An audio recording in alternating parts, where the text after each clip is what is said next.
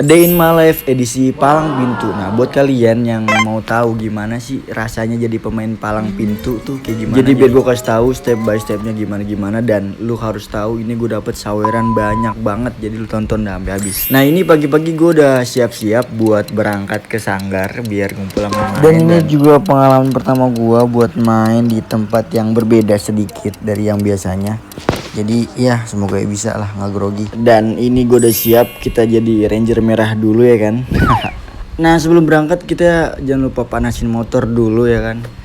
Sembari motor nyampe dipanasin kita juga nyarap. Kita sarapan dulu lah.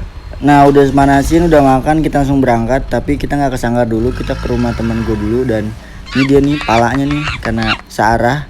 Jadi yaudahlah sekalian. Dan tapi nyatanya yang nyampe gue doang sama teman gue ini. Yang lain belum pada nyampe. Ya Allah. Padahal deket rumahnya daripada gua jauh.